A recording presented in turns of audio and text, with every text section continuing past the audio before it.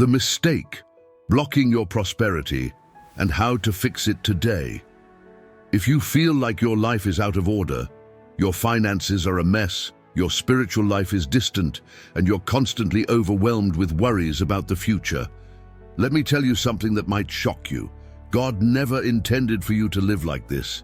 Yet most people today are trapped in a cycle of financial stress, constantly chasing money but never having enough. They work tirelessly, hoping to reach a level of prosperity that always seems just out of reach. Some even begin to believe that wealth and faith don't mix, that money is evil, or that wanting financial stability is somehow wrong. But what if I told you that the Bible actually teaches the exact opposite? God is a God of order, not chaos. He wants you to live in peace, not in constant anxiety over unpaid bills and financial instability. He designed principles that, when followed, lead to a life of balance, prosperity, and abundance. Not just spiritually, but financially as well. And the best part? These principles are timeless. They worked thousands of years ago, and they still work today. Yet so many people ignore them. They believe that faith alone will bring financial blessings, while others think they need to chase luxury at any cost. But here's the truth. Wealth without wisdom leads to destruction, and faith without action, that's just an excuse. So if you've ever wondered why some people seem to have both spiritual peace and financial success while others constantly struggle, if you've asked yourself, why does money always slip through my fingers? Or why do I feel stuck no matter how hard I work? Then you need to stay with me until the end of this video. Because today, I'm going to reveal a biblical blueprint, a divine strategy for organizing your finances, aligning your life with God's plan, and stepping into true prosperity in 2025. And let me be clear, this is not just another get-rich-quick idea. This is about unlocking God's original design for money, wealth, and business. It's about learning how to be a faithful steward of the riches entrusted to you. Because when you manage your finances the way God intended, not only do your debts decrease and your income increase, but your peace multiplies. But before we dive into this, take a second to do something important. If you're serious about learning these biblical financial secrets and applying them to your life, subscribe to this channel right now. This isn't just another video. You're stepping into a transformation, and I don't want you to miss what's coming next. The true purpose of money in the Bible. Now, before we go any further, I need you to do something important. I want you to make a declaration over your life right now. The words you speak hold power. So if you believe that God has a plan to bring order, wisdom, and prosperity into your life, comment below. I trust that God will lead me to financial victory. Write it now, because when you declare something in faith, you're already taking the first step toward making it a reality. And I'll personally go through the comments and give a heart to each one. Most people have been taught the wrong things about money, wealth, and prosperity. Some grew up believing that money is evil, that desiring financial success means being greedy, or that the more you suffer financially, the more holy you are. But this mindset is not biblical. Let's go straight to Scripture. 1 Timothy 6:10 says, "For the love of money is the root of all kinds of evil." But notice carefully, it doesn't say money itself is evil. It says the love of money. When money becomes an idol, when it replaces God in your heart, that's when it becomes a trap. But here's the part most people miss. Money, when managed correctly, is a tool given by God to fulfill His purpose. God has always wanted His people to live in wisdom, order, and prosperity. Look at Abraham. He was blessed not just spiritually, but also materially. Look at Solomon. God gave him wisdom, and that wisdom led to wealth. Even Joseph, who was once a slave, became the second most powerful man in Egypt because of his financial stewardship. So why do so many Christians struggle financially? Because they don't understand the true purpose of money. They either worship it or reject it completely, both of which are mistakes. Money was never meant to be the goal. It was meant to be the resource. It's a tool that can be used for good or for destruction, depending on the heart of the person who holds it. Let's take a real-life example. Imagine two people. Both receive the same amount of money. One wastes it on luxuries, impulsive decisions, and unnecessary debt, while the other invests it wisely, supports their family, gives to those in need, and builds a stable future. The difference isn't the money itself. The difference is wisdom. The Bible is full of financial wisdom. Proverbs 22:7 warns that the borrower is slave to the lender. Yet how many people today live in constant debt, trapped in financial slavery? Instead of following God's principles for wealth, they fall into the world's trap of overspending, chasing status, and never finding peace. Now here's something that might shock you. God actually wants you to have financial abundance. Not so that you can hoard riches for yourself, but so that you can be a blessing to others. So that you can support your family, invest in His kingdom, help the poor, and create opportunities for others. The problem is, most people don't understand the difference between financial prosperity and materialism. Financial prosperity is when you have enough to meet your needs, provide for your future, and give generously, all while keeping God first. It's a blessing. Materialism is when you chase money, luxury, and riches at all costs, even at the expense of your faith, relationships, and integrity. It's a trap. So what does this mean for you? It means that if you've been struggling financially, if you've been feeling lost when it comes to your finances, businesses, or money decisions, it's time to stop seeing money as the enemy and start learning how to use it the way God intended. The first step? Changing your mindset. The Bible tells us in Romans 12:2, "Do not conform to the pattern of this world, but be transformed by the renewing of your mind." This includes the way you think about money. Right now, I want you to ask yourself, have I been treating money as a tool or as an idol? Have I been rejecting financial wisdom, thinking it's not spiritual enough? Have I been managing my money in a way that aligns with God's principles? If you've been seeing money through a worldly perspective, it's time to renew your mind. Because when you start thinking the way God designed you to think, your entire financial situation will begin to change. And here's the best part. God's principles for financial success are not complicated. They are simple, practical, and effective. But most people ignore them because they think they know better. So the question is, will you be one of those who follow God's design for prosperity, or will you keep making the same mistakes and expecting different results? What I'm about to reveal next is one of the biggest enemies keeping people from reaching financial freedom. And the worst part, most people don't even realize they're falling into this trap. The greatest enemy of financial freedom. Most people believe that the lack of money is their biggest problem. They think if I could just make more, I'd finally be free. But that's a lie. Your biggest financial enemy isn't a lack of money. It's a lack of wisdom. Think about it. How many people have received large sums of money, whether through a raise, an inheritance, or even winning the lottery, only to lose it all in a matter of years? How many businesses have generated millions only to collapse because they were built on unstable financial foundations? If money alone were the solution, wealthy people would never go bankrupt, but they do. The Bible is clear about this. The plans of the diligent lead surely to abundance, but everyone who is hasty comes only to poverty. It's Proverbs 21:5. This means that financial stability isn't about how much money you make. It's about how well you manage what you have. And this is where most people fail.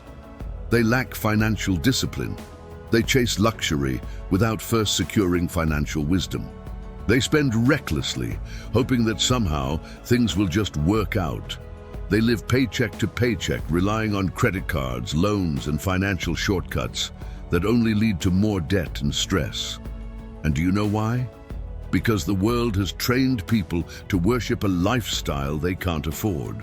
Social media, advertisements, and even culture itself push the idea that happiness comes from having more. A bigger house, a newer car, the latest technology, expensive vacations. People go into debt just to maintain an image of success rather than actually building real wealth. But here's what the Bible says. Better a little with the fear of the Lord than great wealth with turmoil. Proverbs 15:16. And yet, how many people sacrifice their peace for the sake of riches? How many people work endless hours, destroy their health, neglect their families, and even compromise their morals just to chase money? That is financial slavery. And the worst part, most people don't even realize they're trapped. They think that as long as they can make their monthly payments, they're fine. But they're not free. They're owned by their financial obligations. The Bible warns us in Proverbs 22:7, the borrower is slave to the lender. And yet, how many today live in slavery to their mortgage, their car loans, their credit card bills? This isn't the life that God designed for you. He never intended for you to be in bondage to debt, anxiety, or financial stress. He intended for you to live in peace, wisdom, and provision. But to do that, you must break free from the mindset that money is something to be spent impulsively rather than managed strategically. Jesus himself spoke about this principle in Luke 14:28. Suppose one of you wants to build a tower. Won't you first sit down and estimate the cost to see if you have enough money to complete it? This is a divine principle. Before making any financial decision, you must plan. You must have the discipline to delay gratification, to prioritize needs over wants, to build a strong financial foundation before chasing material things. Now, some might argue, but what about faith? Shouldn't I just trust that God will provide? Yes, you should have faith, but faith is not an excuse for irresponsibility. God provides wisdom along with provision, and He expects you to use both. Praying for financial breakthroughs while refusing to manage money wisely is like asking for a harvest without planting seeds. And that brings us to an important truth. Financial prosperity starts with discipline. It starts with saying no to things you can't afford. It starts with saving instead of spending impulsively. It starts with budgeting, investing, and being faithful with the little before expecting God to bless you with more. Luke 16:10 says, "Whoever can be trusted with very little can also be trusted with much." If you can't manage $1,000 wisely, why would God entrust you with $10,000? If you waste $10,000 on temporary pleasures, why would He give you $100,000? This is where most people fail. They ask for financial blessings, but refuse to develop financial discipline, and that's why they stay stuck. That's why they keep repeating the same cycles of debt, stress, and frustration year after year. So let me ask you something. Have you been managing your money in a way that honors God? Have you been faithful with what you already have? Or have you been careless? Are you living within your means, or are you constantly chasing more? Because here's the truth. If you can't master discipline, you will never master wealth. And until you do, financial freedom will always feel like something just out of reach. But here's the good news. There is a way out.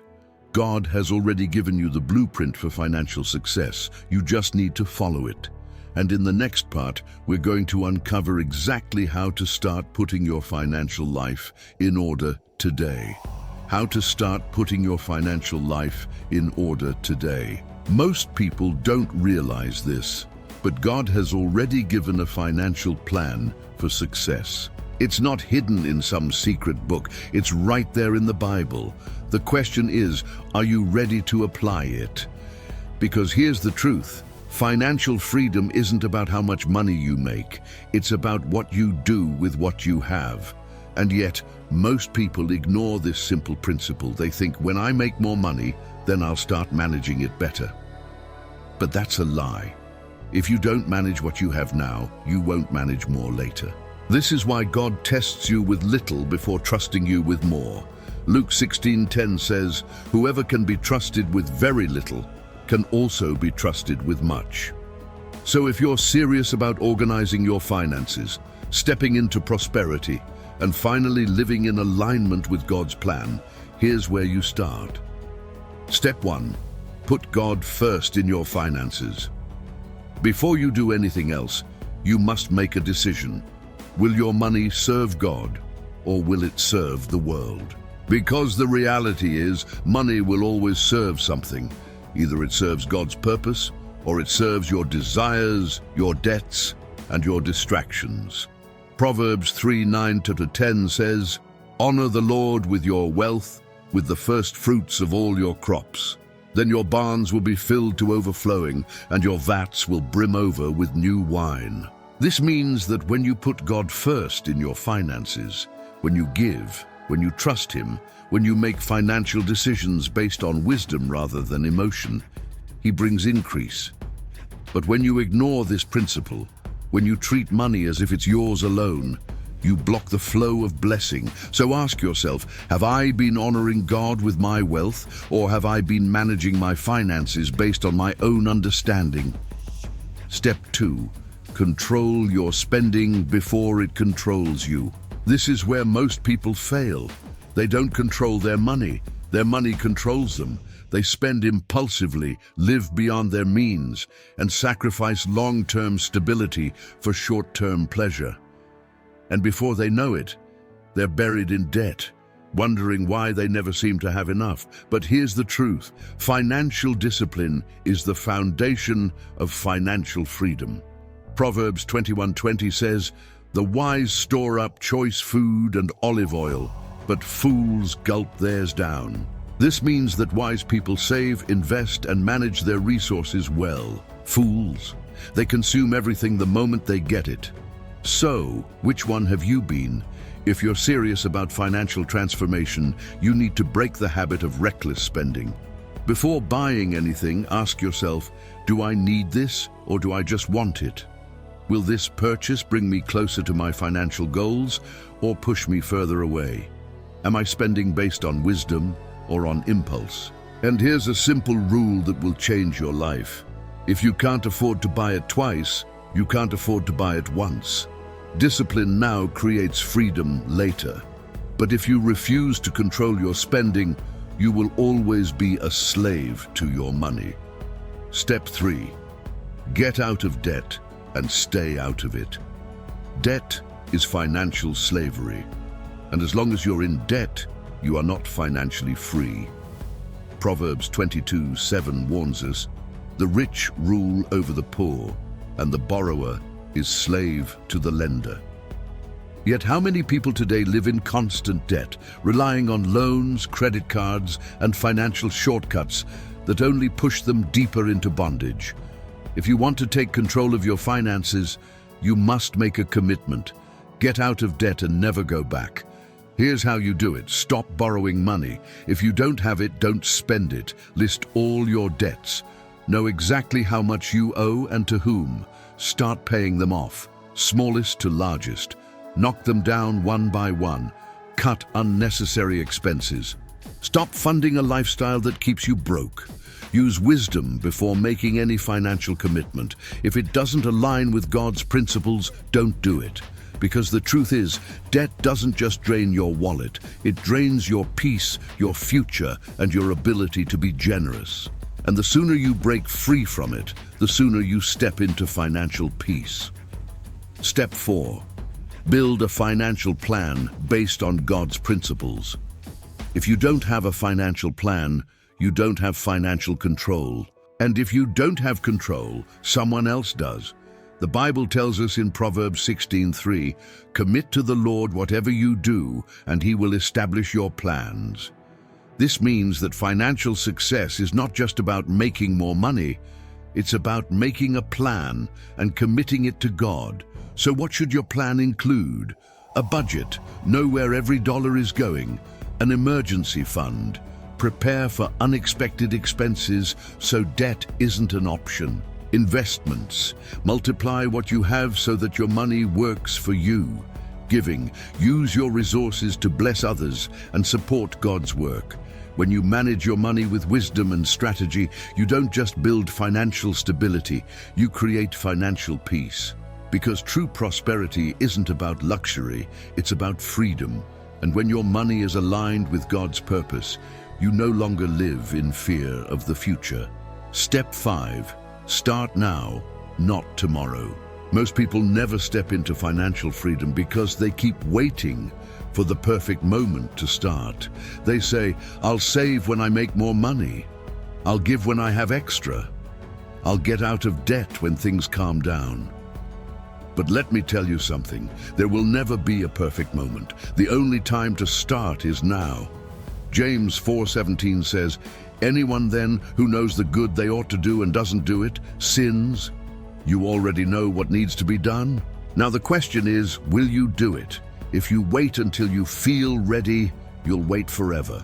But if you start now, even with small steps, you set your life on a path of order, peace, and prosperity. And if this message has been a wake-up call for you, let me know. Click the like button because every time you do, this message reaches more people who need to hear it. And trust me, the next thing we're about to uncover will shift your entire perspective on how to multiply what you already have. The biblical key to multiplying financial resources. Most people believe that wealth is simply earned. Work harder, make more money, and eventually you'll be financially secure. But that's not how God's system works. Yes, hard work is important. Yes, diligence matters. But if hard work alone guaranteed financial success, then the hardest workers in the world would be the wealthiest. And we know that's not the case, because wealth is not just earned, it is multiplied. And the difference between those who struggle financially their entire lives and those who step into real prosperity comes down to one thing. They understand how to multiply what God has given them. The principle of multiplication. One of the most overlooked financial principles in the Bible is the law of multiplication. Think about it. When Jesus fed the 5,000, he didn't just create food out of nothing. He took what they had, 5 loaves and 2 fish, and multiplied it. God's way is always to multiply what you already have. But here's the problem. Most people pray for financial breakthroughs while ignoring the very thing God has already placed in their hands. They ask for more income while wasting what they already earn. They beg for business success but refuse to develop financial discipline. They want wealth but avoid taking responsibility for what they currently have. And here's the truth. If you don't learn to multiply what you have now, you won't be able to multiply more later. Because multiplication doesn't start when you finally have enough. It starts when you become a good steward of what's already in your possession. God blesses what you steward well. Jesus made it clear in Matthew 25:14-30, the parable of the talents. A master gave 3 servants different amounts of money, talents. 2 of them invested and multiplied what they were given, and when the master returned, they were rewarded. But one servant buried his money out of fear and did nothing with it. And what happened? The master called him wicked and lazy, took away what he had, and gave it to the one who had multiplied his resources. What's the lesson? God does not bless stagnation. He blesses those who use, invest, and multiply what he has already given them. This is why some people prosper even with small beginnings, while others remain financially stagnant, even when they earn more. Because it's not about how much you have, it's about what you do with it. Stop waiting for more. Multiply what you have now. Many people believe they need to wait for more money before they can start saving, investing, or giving. They say, I'll start saving when I make more. I'll invest when I have extra. I'll give when I'm financially comfortable. But this mindset is exactly why they stay stuck. Because multiplication doesn't come after abundance, it comes before it. Look at the widow in 2 Kings 4:1-7. She was in debt, desperate, and had nothing except a small jar of oil. She went to the prophet Elisha, and instead of giving her money, he gave her an instruction. Go, borrow empty jars from your neighbors, then pour out what you have. At first it seemed ridiculous. How could a small jar of oil possibly be enough? but she obeyed. And as she poured, the oil kept multiplying until every jar was full. She didn't wait for a financial breakthrough. She used what she already had. And because of that, God multiplied it. So here's the question. What do you already have that you're not using? Are you waiting for more income while ignoring the small opportunities in front of you? Are you asking for a business idea while wasting time on distractions? Are you praying for financial freedom while refusing to develop better financial habits? Because the key to multiplication is obedience to God's principles. Practical ways to multiply your finances. If you want to multiply what God has given you, you must stop thinking like the world and start thinking like a steward. Here's where to start. Invest wisely. Stop relying only on active income. Learn to multiply what you have through wise investments. The Bible says in Ecclesiastes 11:2, invest in 7 ventures, yes, in 8. You do not know what disaster may come upon the land. Create multiple streams of income. In the Garden of Eden, there wasn't just one river. There were 4, Genesis 2:10-14. Don't depend on a single source of income. Diversify. Stop spending everything you earn. Wealthy people don't spend everything they make. They reinvest. The world teaches consumption, but God teaches multiplication. Proverbs 13:11 says, wealth gained hastily will dwindle, but whoever gathers little by little will increase it. Be faithful with small opportunities. Many people wait for big breaks, ignoring small opportunities. Luke 16:10 says, whoever can be trusted with very little can also be trusted with much. If you're not managing your small income well, why would God give you more? Give generously. The world says, save first, then give. But the Bible teaches the opposite. Giving unlocks supernatural multiplication. Proverbs 11:24-25 says, one gives freely, yet grows all the richer. Another withholds what he should give and only suffers want. So ask yourself, are you positioning yourself for multiplication? Are you using what God has already placed in your hands? Or are you burying it in fear like the servant in the parable of the talents? Because God is not waiting for you to have enough. He's waiting for you to be faithful with what you already have. And here's the powerful part. Once you start living by these principles, the increase will come. But before you can receive more, you must prove that you can handle what you have now. And if you're wondering how to protect what you're building so that your financial foundation remains strong, what I'm about to reveal next is crucial. How to protect and sustain financial growth. One of the greatest mistakes people make is thinking that achieving financial success is the goal. They focus all their energy on getting out of debt, increasing their income, and multiplying their money. But building wealth is not the hardest part. Keeping it is. The truth is, prosperity can be lost as quickly as it is gained. Many people experience financial breakthroughs only to watch everything collapse later. They start a business, but a few years later, it fails. They finally get a raise, but somehow they're still struggling to pay the bills. They receive unexpected blessings, but before they know it, the money is gone. Why? Because prosperity without wisdom is a ticking time bomb. And unless you learn how to protect what God has entrusted to you, financial blessings will always be temporary. Why people lose financial blessings. There are 3 main reasons why people lose financial growth. They fail to stay humble. When people experience success, it's easy to forget who gave it to them. They start to believe that their wealth is because of their own efforts, and they stop seeking God's guidance. But Deuteronomy 8:18 warns us, remember the Lord your God, for it is He who gives you the ability to produce wealth. When you start thinking you are the source of your success, you position yourself for failure. Because pride leads to reckless decisions, bad investments, and an unwillingness to listen to wise counsel. They stop managing their finances wisely. Many people become careless once they start making more money. They believe they no longer need a budget. They start spending more because they deserve it. And soon, their lifestyle increases faster than their wealth. Proverbs 27:23 says, "Be sure you know the condition of your flocks. Give careful attention to your herds."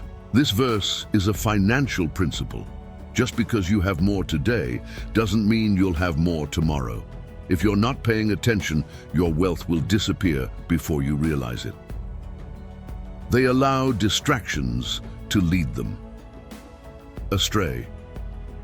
Many people, after experiencing success, get distracted by things that take them away from God's plan.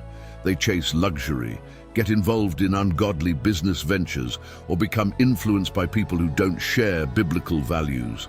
And before they know it, they are financially successful but spiritually bankrupt. Matthew 6:24 says, "No one can serve two masters. Either you will hate the one and love the other, or you will be devoted to the one and despise the other. You cannot serve both God and money." If you don't guard your heart, mind, and finances, success can become a trap rather than a blessing. How to keep and grow what God gives you. So, how do you ensure that your financial blessings don't fade away? How do you protect your wealth while staying in alignment with God's plan? Here are 3 biblical strategies that will keep you from falling into the same trap that destroys so many others. 1. Stay humble and keep God first. Never forget, everything you have comes from God. And if you want to continue walking in prosperity, you must stay close to Him. Proverbs 3:5-6 says, "Trust in the Lord with all your heart and lean not on your own understanding. In all your ways submit to Him, and He will make your paths straight." This means that even when you achieve success, continue seeking God's wisdom. Pray before making financial decisions. Stay connected to godly mentors. Remain faithful in tithing and giving. Never let money replace your faith, because the moment you trust money more than God, you start walking on unstable ground. 2. Build a financial shield. Many people lose their wealth because they don't prepare for financial storms. They assume that because they're doing well today, they'll always be fine. But the Bible warns us in Ecclesiastes 11:2, "Invest in 7 ventures, yes, in 8. You do not know what disaster may come upon the land." This means that financial stability requires preparation. Here's how you build a financial shield. Save consistently. Have an emergency fund so that unexpected expenses don't ruin you. Diversify your income. Never depend on one stream of income. Create multiple sources. Make wise investments. Grow your money in ways that are biblically sound and long-term. Live below your means. Just because you can afford something doesn't mean you should buy it. Prosperity that lasts is prosperity that is protected. 3. Stay disciplined, even when you have enough. One of the greatest financial traps is thinking that once you've made it, you no longer need discipline. But financial success is not a finish line. It's a responsibility. Proverbs 10:4 says, "Lazy hands make for poverty, but diligent hands bring wealth." No matter how successful you become, keep doing the things that got you there. Keep budgeting even when you're wealthy. Keep investing even when you have plenty. Keep making wise financial choices even when things seem stable. Because prosperity is not just about what you have, it's about how well you manage it over time. Prosperity is meant to be shared. God doesn't bless you just for you. He blesses you so that you can be a blessing to others. Proverbs 11:25 says, "A generous person will prosper. Whoever refreshes others will be refreshed." If you want your financial blessings to continue, you must have an open hand rather than a closed fist. Be generous with what you have. Give wisely and intentionally. Use your prosperity to make a difference in the lives of others, because the more you align your finances with God's purpose, the more He will entrust you with even greater blessings. Share this message with someone who needs it. If this message spoke to you, then chances are someone you know needs to hear this too. Share this video with a friend, a family member, or someone who needs God's wisdom for their finances. Because when you help someone else step into biblical financial wisdom, you become part of the blessing. And what I'm about to share next is absolutely crucial, because there's one final step that will determine whether you remain in financial peace or whether you fall back into struggles and frustration. You won't want to miss it. The final step to financial transformation. Now I want you to pause for a moment and ask yourself, where will you be financially 1 year from now? Will you still be struggling with the same financial worries, still living paycheck to paycheck, still wondering why things never change? Or will you finally be walking in the financial wisdom and prosperity that God designed for you? Because here's the truth, your financial future is being shaped by the decisions you make today. What you do right now will determine whether you step into financial peace, stability, and abundance, or whether you continue in stress, debt, and frustration. The question is, will you take action? Because here's something most people don't realize. It's not just about knowing what to do. It's about doing it. You now have the biblical blueprint for financial success. You know the principles that lead to prosperity. You understand the dangers of financial carelessness and the power of multiplication. But knowledge without action is useless. James 1:22 says, "Do not merely listen to the word and so deceive yourselves. Do what it says." So what will you do with what you've learned today? Will you start managing your money differently? Will you break free from debt and financial bondage? Will you finally align your finances with God's principles? Or will this just be another video you watched and then forgot about? Because this is your moment. This is where you decide whether your financial future changes or whether it stays the same. And let me tell you something, God is ready to bless you, but He will not do your part. You must step out in wisdom, in obedience, and in faith. And if you're ready to walk this journey, then don't stop here. Next steps.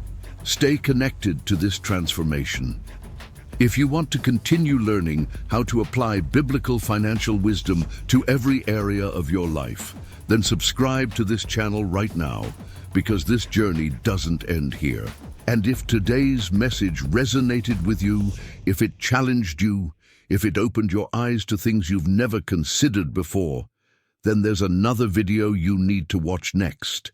It's already on the screen. Click on it now, because in it, I reveal another crucial step that will take your financial transformation even further. You don't want to miss this. So go ahead, click it now. And remember, financial peace is not about how much you have. It's about how you manage what God has already given you. Choose wisely.